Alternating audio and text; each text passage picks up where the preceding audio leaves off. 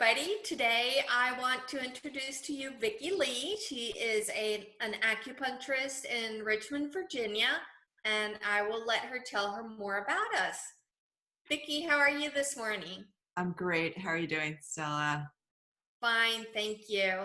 And just to Vicki, introduce you to my viewers, this is Stella Stoufer, who runs a clinic outside of Houston, Texas. So I guess I should have said howdy, but yeah,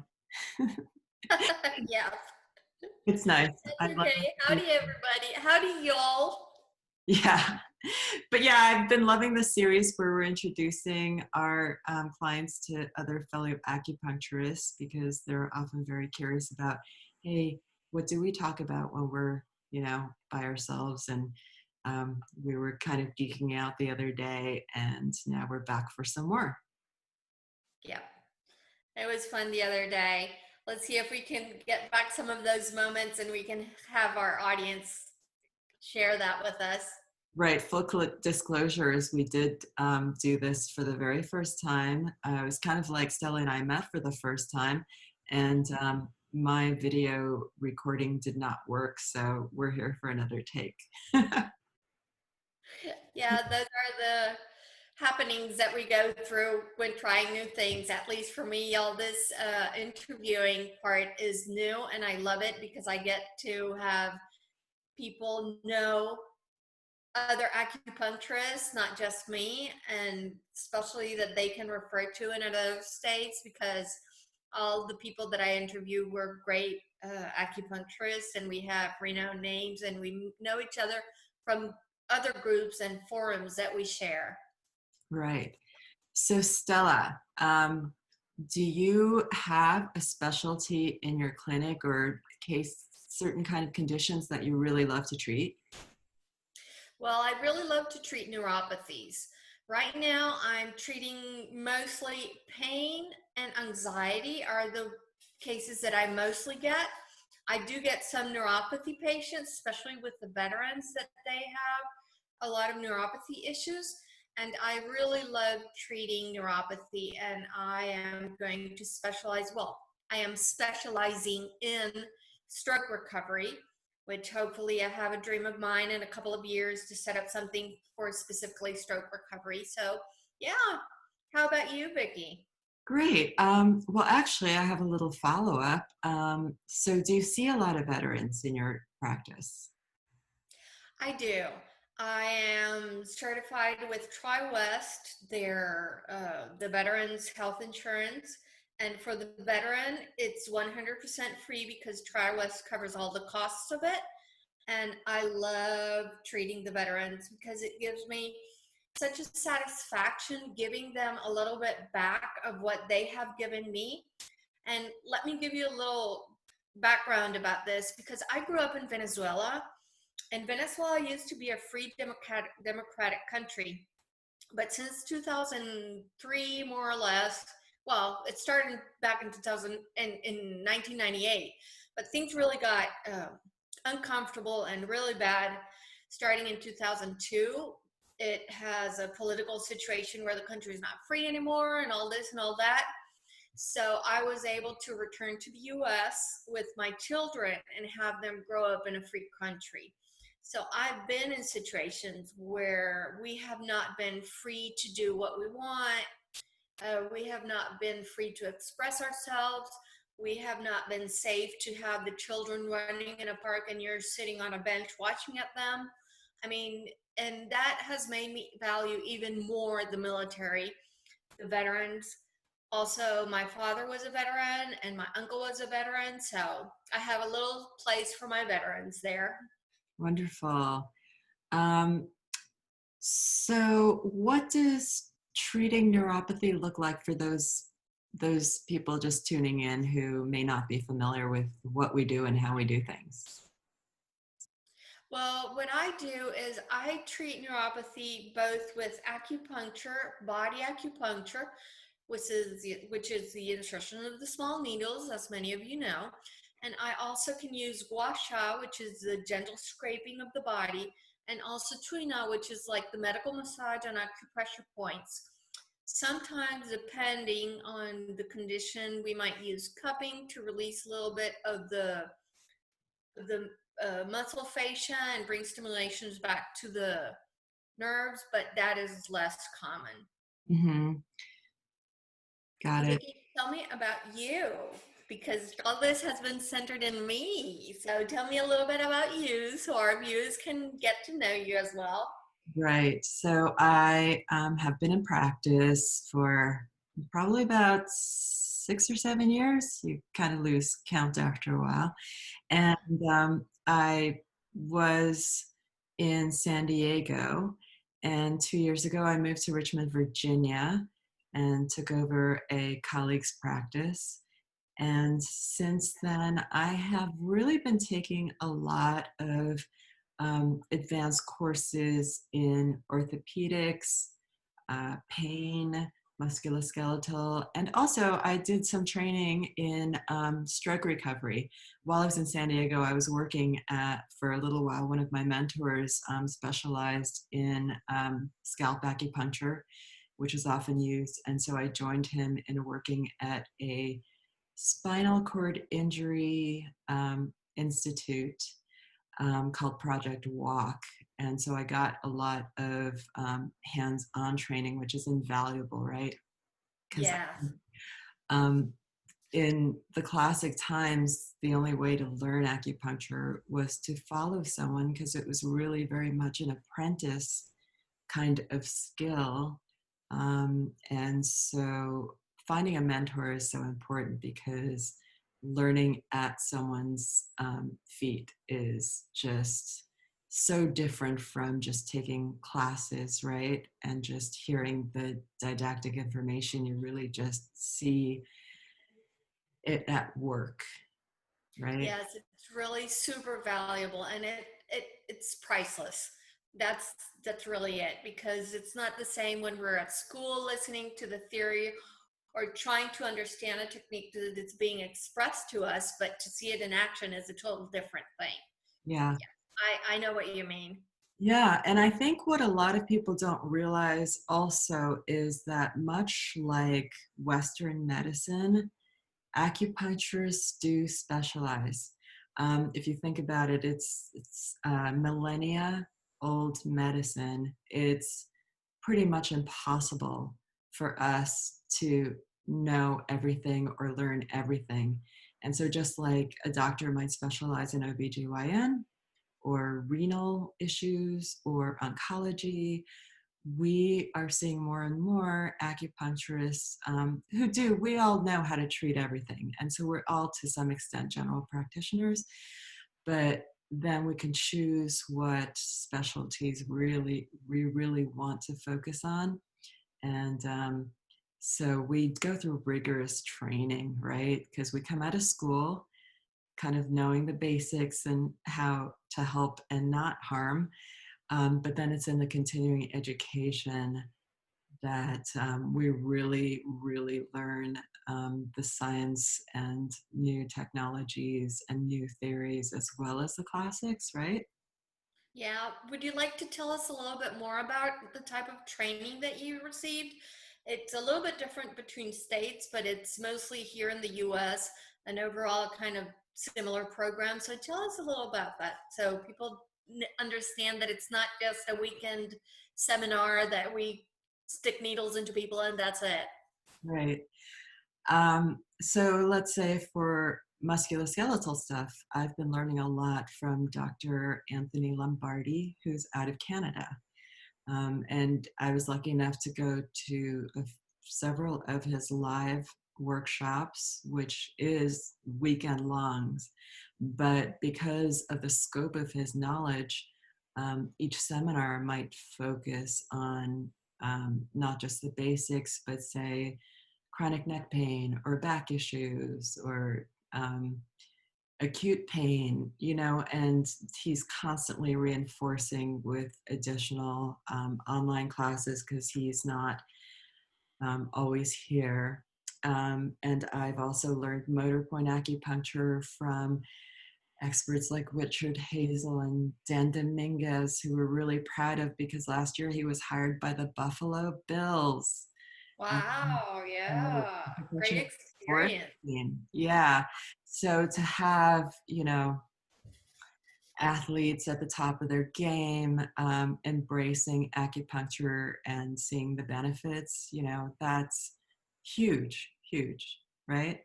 And so it's the learning never stops. Like the just even learning gross anatomy and orthopedic and muscles and everything. It's uh, just endless, right?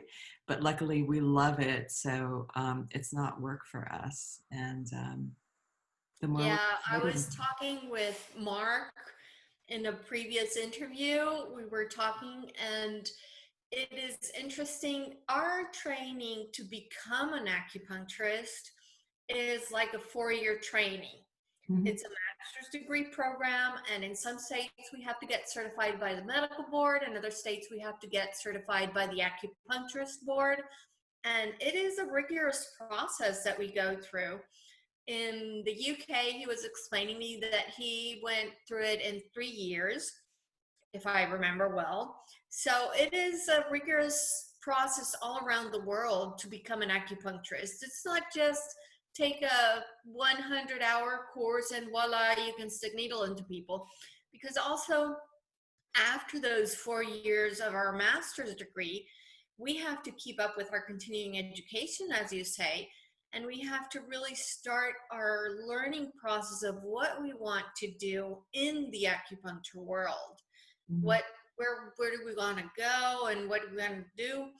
And for that, like in my case, that I want to specialize uniquely in neuropathies and stroke recovery. We don't really learn that as a specialty in school. We learn how to, uh, we learn to have the foundations and to be able to practice to pass our license and to pass our medical board exams. But when we go out, when we realize that there's so much to do and we have to choose a specialization, well, some of us don't, but I did, then is when the real process of learning starts. It's like, well, I don't want to say the real process of learning because those 4 years were really intense. But has it been for you the same way? Yeah, like I said, I mean, I'm constantly learning. I don't think a week goes by where I'm not taking another class or reviewing classes, because we're lucky that we're in the information age. Because I think even just a decade before we graduated from school, we didn't have the Facebook professional forums. Acupuncturists were very much like kind of living under rocks, right? In their Yes. own clinics. And unless you were in an active mentorship, you were pretty much on your own with whatever books you managed to have on hand, like, and to a great extent, teaching ourselves. But then with the advent of social media and professional groups, we're better able to hold these workshops and seminars because the word got around. And then we were able to locate the teachers who wrote the books and study directly under them and share information and case studies. And oh my God, I can't imagine. I feel so lucky to have started when I did, because it's a whole new ball game, right? Yes, we have so much information available that it can get even overwhelming for me. But I am, as you say, I'm super grateful to be in this time to learn because we have just so many possibilities of, I mean, just think about it. You can zoom in straight to China and ask questions to the best specialists over there. It's like wonderful. Yeah, I have actually emailed some of the experts in herbology, for example, if I had a question, say, about contraindications or interactions with certain formulas and certain conditions people might have, like cancer or other meds, and they'll just reply right back. It's amazing what a sharing, giving community it is in general. And there's a few people who are, very proprietary, like, you know, family secrets and all of that. But for the most part, I think everyone's just so invested in getting the word out. And it's very exciting because more clinical research is being conducted on just changes that can happen with just acupuncture and or herbs. And also, I think an important thing was there was a lot going out in journalists and newspaper forums talking about how acupuncture is not effective. Look at these, studies with sham acupuncture, which is basically they would compare using genuine acupuncture points and protocols that we use and we were taught versus just sticking needles randomly into places that they knew were not acupuncture points. And if the sham acupuncture had equal or some reaction, they're like, see, it doesn't matter where you put them. It's like, so therefore, this is kind of like hooey. And what we're learning now and what these researchers are finding out that yes, by inserting a needle anywhere, your body's going to respond with increased circulation, oxygenation, positive benefits. And so that could explain why you're still getting some of the results. But what they're also finding is that traditional acupuncture points that we use and most often happen to be in areas that have the greatest nerve bundles. So of course, that's why they're so more effective, because there's a direct, almost instantaneous reaction from the brain, right, to elicit the sort of response we're seeking. So, that kind of also changed the game in terms of how to effectively test the efficacy. And they're finding, hey, there really is something to this, which is Oh, also exciting. absolutely, yeah. And for those that are listening, sham acupuncture, like Vicky has explained, is just sticking the needles in anywhere in your body. So it's considered like the placebo acupuncture, if we can put it in a way. And yes, Vicky, I agree with you. The situation of the acupuncture points, day by day, we are finding in Western medicine that they are strategically positioned, like you say, with the most innervation at that point. And also, they have been showing up. I remember I read a study probably already 6 years ago about the functional MRIs, that when you put a needle in one of the acupuncture points, the next three following points in the meridian would light up in the MRI. So that has got me to think that, well, maybe we just don't have the tools. Nobody has invented the tools or the machines that are able to measure the human energy. And what it's mostly similar to is electromagnetic response, I guess. But some people also describe that acupuncture works because of the chemical interaction. And I think that the It's both. combination of everything, yeah, I think that the combination of everything is going to be someday brought to the surface, and we will be able to understand how acupuncture works, which is one of the biggest questions that I get always asked. I'm sure you do get the same question. Yes, does it work? One of my favorite things is when you look at case studies done on animals. Like when I was studying the stroke recovery, one of my favorite videos that I would share was of a little kitten who was paralyzed. Its legs were paralyzed because of an injury when it was, much younger, and it could barely drag itself around.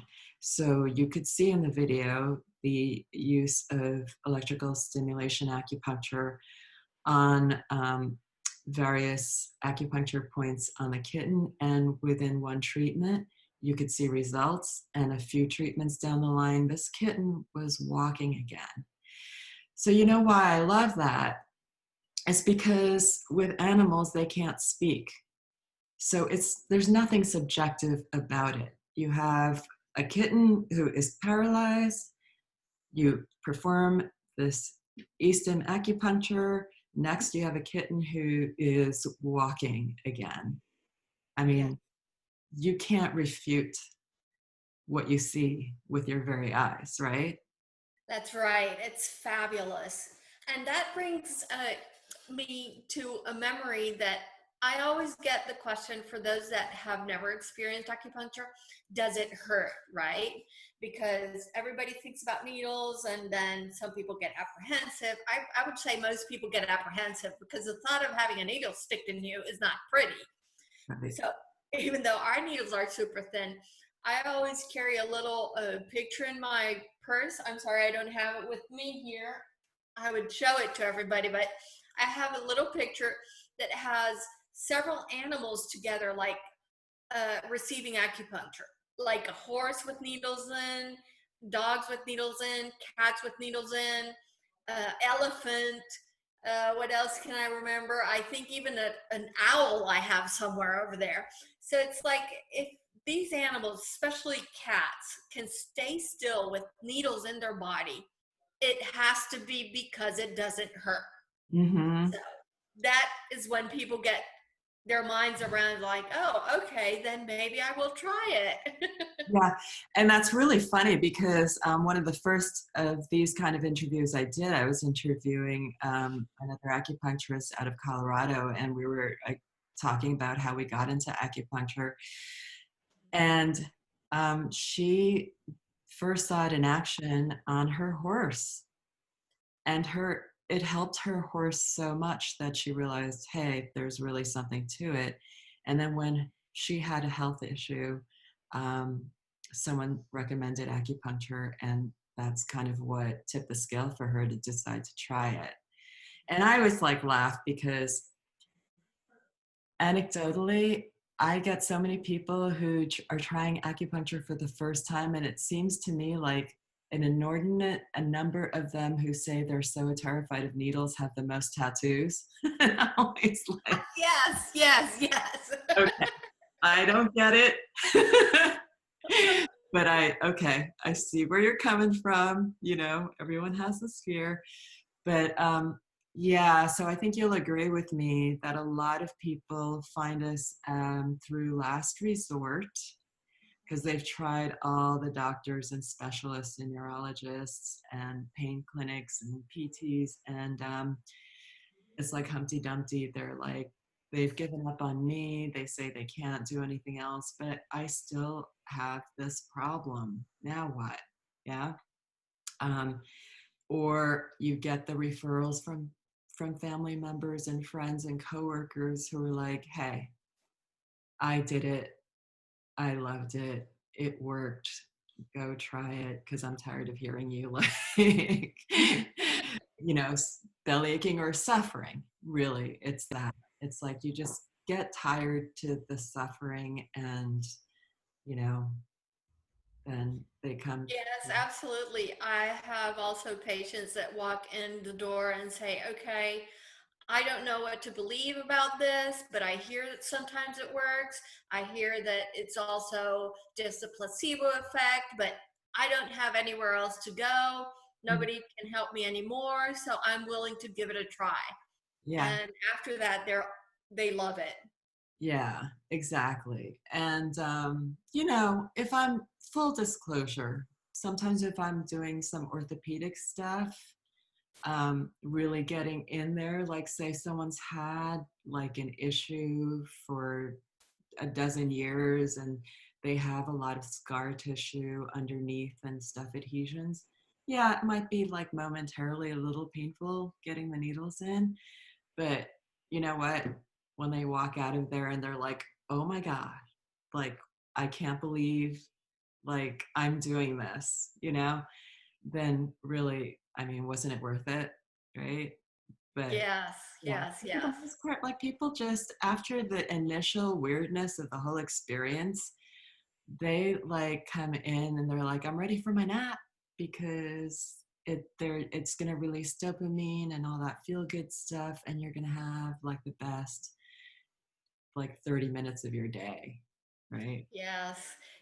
I had, when I was an intern back in the days, one of my first patients had MS.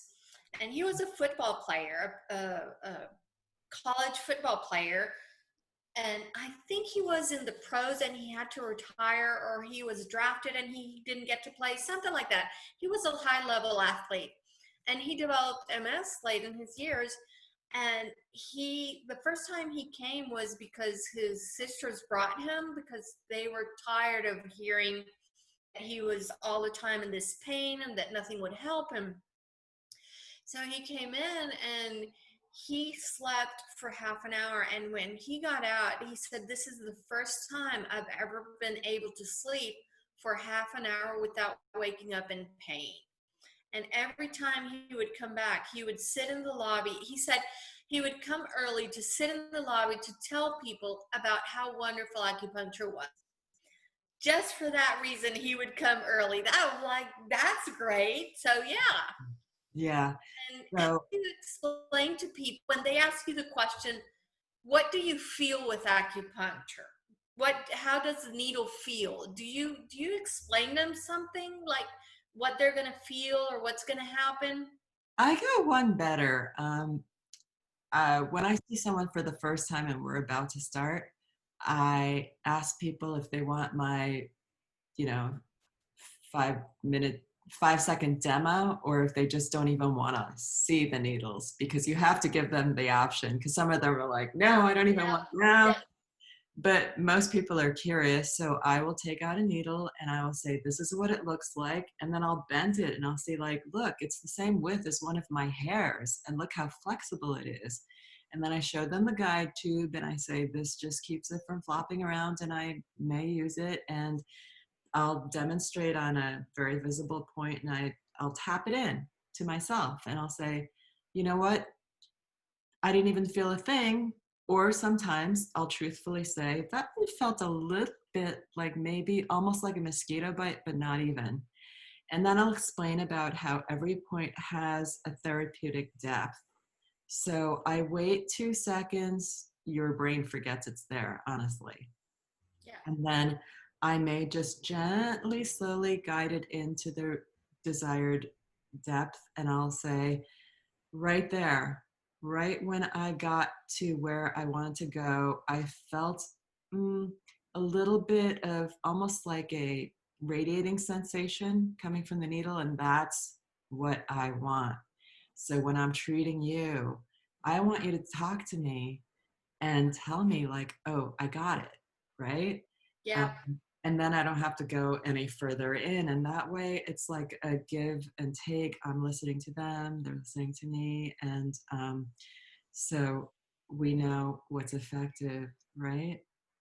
Yes, yes. I also do that demo. Usually, when people come into the reception, if I'm there, I say, "Oh, I'll take the needle fear out of you right there and then. Let me, would you let me put a needle on your arm just for you to feel it?" And then some people, most of them say, "Oh, yeah, sure," because they don't want to back out. They're there already. And Ah! some people go ahead and say, "Oh, no, no, no, not yet. Let's wait for the treatment." But so right there, I just put a needle anywhere on their arm, not a specific acupuncture point or anything. And they say, "Really? That's it?" I'm like, "Yeah, that's it." That's how most of the points feel. It is less than an ant bite. It can be less than a mosquito bite or same like a mosquito bite.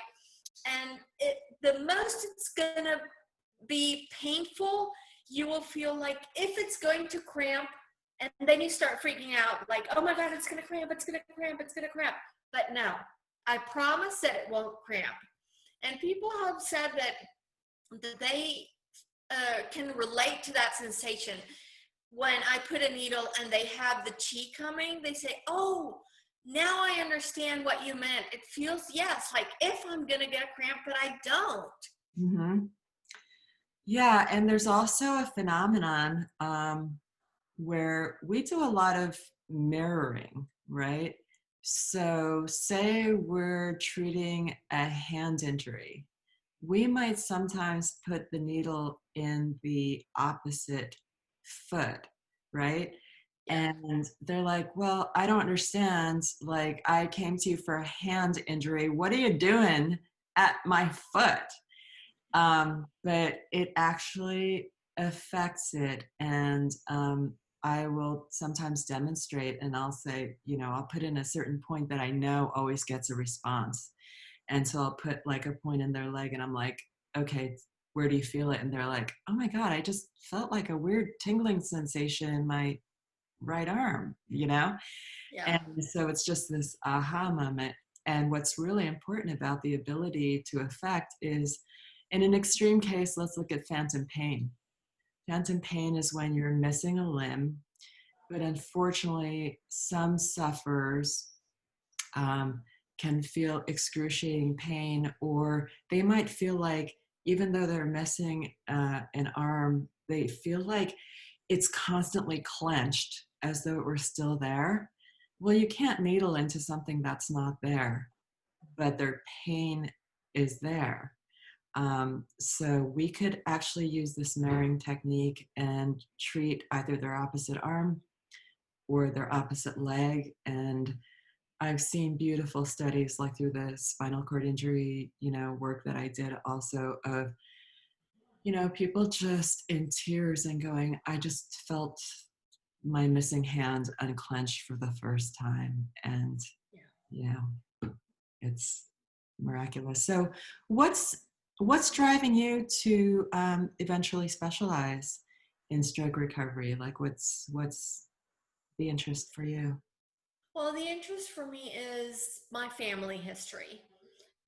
My grandmother had 12 siblings, and 10 of them had strokes. And I was able to get to meet all of them, and seeing how some recovered and some didn't, and some recovered better and some didn't, I'm like, okay, there has to be something else that we can do for them. And when I got acupuncture myself for a pain that I had, I looked more into what acupuncture could do. And I learned that it could work for stroke recovery. So I started reading cases and looking at videos and things like that. And that said, okay, this is what I really want to do for the rest of my life. I want to help people recover from stroke with acupuncture and Chinese herbs. So have you done the acupuncture on your family members who've had strokes? Well, no, because they're already diseased. That's a long time ago, but it kept in my mind. It was always what I wanted to do based on what they went through. So I've been able to help other people, but not for unfortunately not my family members. Yeah. Mhm. And there are also within stroke specialists in acupuncture several different schools of methodology and systems, all of which are really effective. But do you have any particular mentors or teachers or systems that you like? Well, one of the I have two main practitioners that I want to follow and learn from them and then decide, because it's my understanding that the technique is very different. So it's Dr. Howe from New Mexico, and he does neuroanatomy acupuncture. It's very, very linked to the Western part.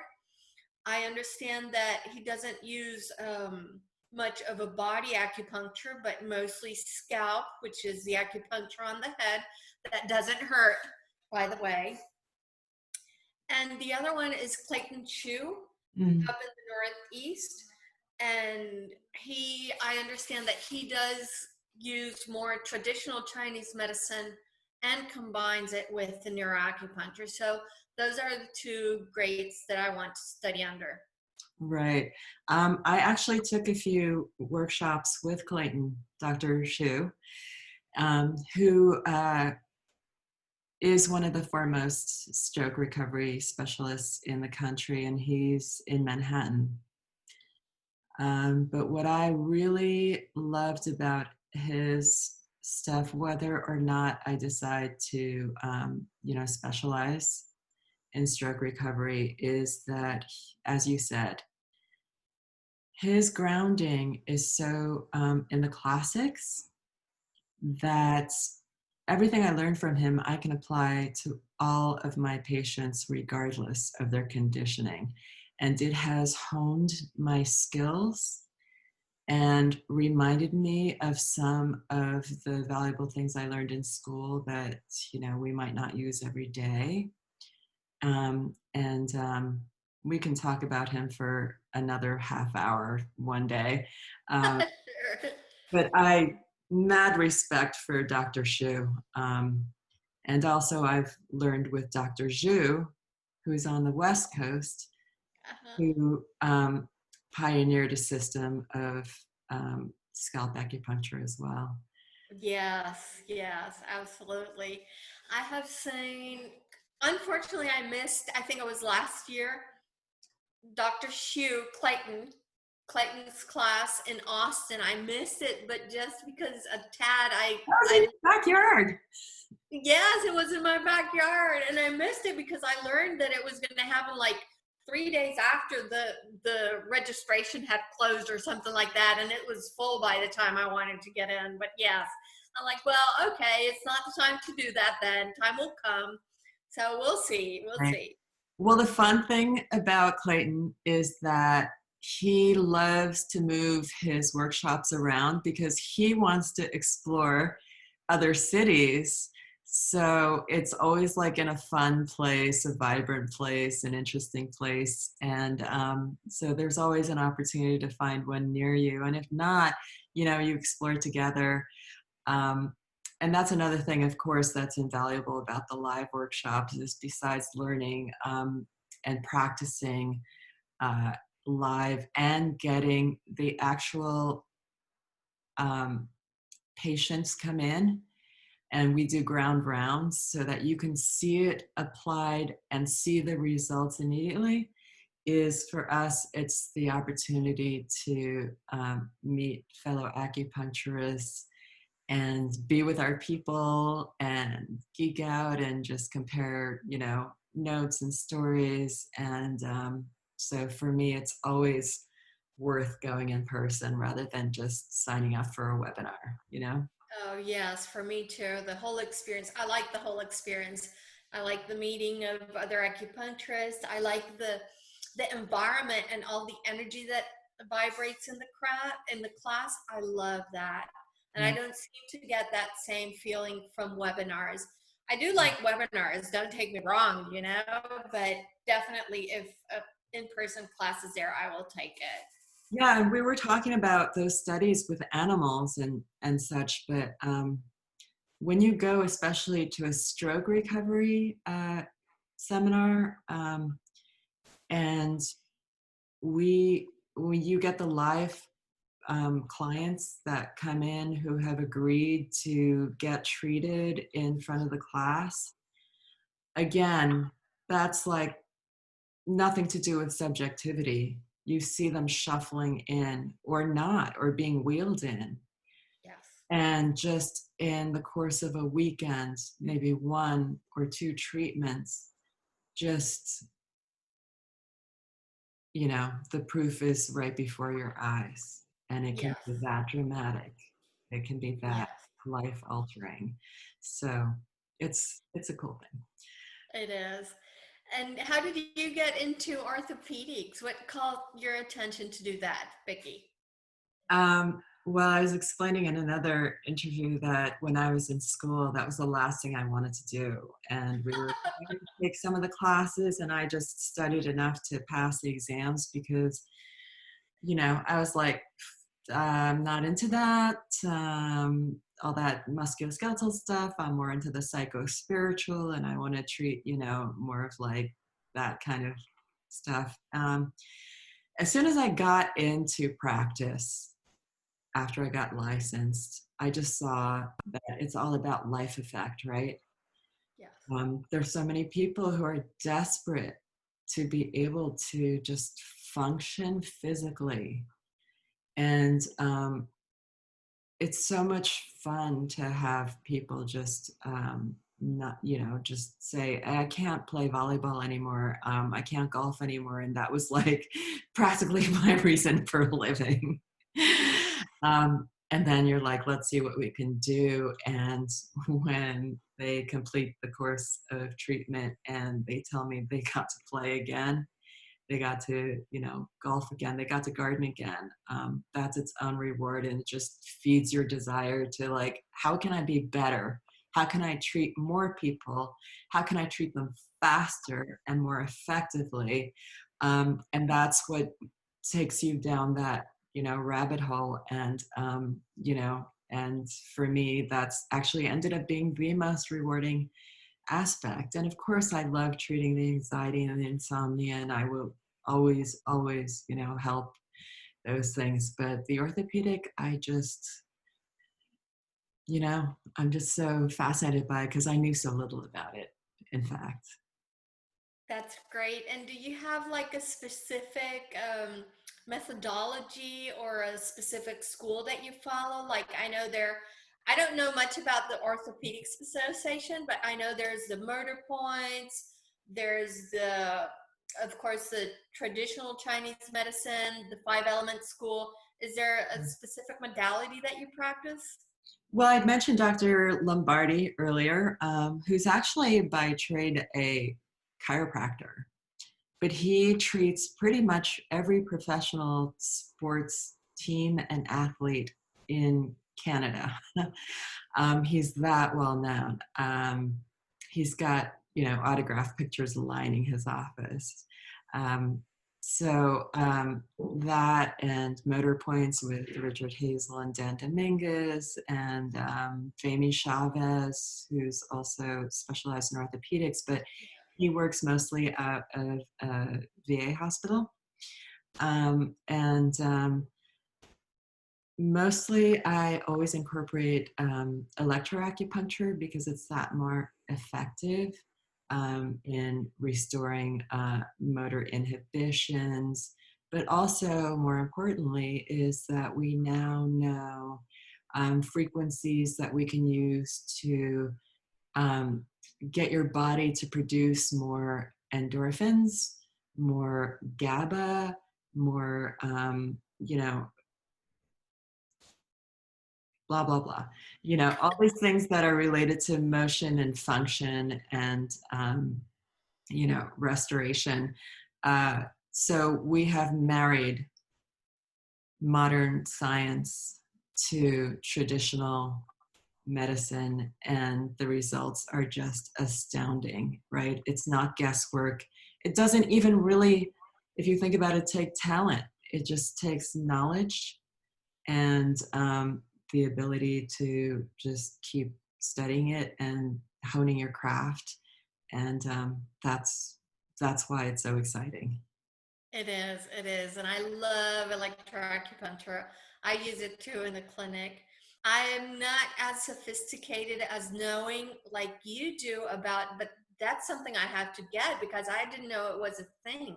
You just brought light to me about the different frequencies that we can use for specific neurotransmitters or chemicals to be released. I would love to learn that. Did you learn that with Dr. Lombardi? I would say the best place to start is with Dr. Jeremy Steiner, Okay, I'm going to write that down.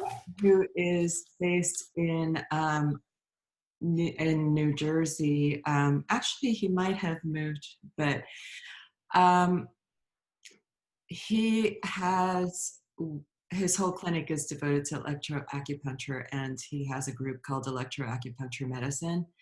But of all the people that I know of, he geeks out on it to the extent that he is constantly coming up with new innovative ways of applying it on top of Chinese medicine. And I went to school with his wife, Fate, and she actually is a professor now at and teaches very much along traditional Chinese classical lines. And Okay. so I think that there are a very good marriage, both professionally as well as, of the heart, because they're going to keep each other, um, in check, I guess. And so he is the one who really is constantly exploring the frequencies, how to make it more efficient, and how to apply it to just about, anything that you're doing so you can layer it on top of whatever you do already. That's great because I basically, with my basic knowledge, well, not, yeah, I guess basic, with my knowledge of electroacupuncture, I use the basic settings. And with that, I get great results as well. So I can't even imagine what Dr. Steiner, you said, Hmm. what Dr. Steiner can do with his research and going into those details about the frequency. I would love to study under him. Yeah, it's a really powerful tool, and we weren't really taught it in school at all, and Right. just you don't even most people don't even realize the subtleties and the precision and how much you can get out of it. But anyway, here we go. Like, this is what happens when two acupuncturists get together. We're supposed to like be informing the public, and of course, we're like all nerd talk. Um, so as always, we've gone over time, but that's because I'm having a good time. Oh, wow. I didn't even notice. Yes, I'm having a good time too. So thank you again, Stella. I always love spending time with you, and thanks for sharing your experiences. Thank you, Vicki. This was really fun. And for those of you listening, you can go to Vicki whenever you're in Richmond, Virginia, and she will give me the information that I can post for you guys to specifically find her over there. Same here, and Stella in just outside of Houston, Texas, in a town called Katy. So thanks. Until next time. Until next one, Vicki, thank you. Bye.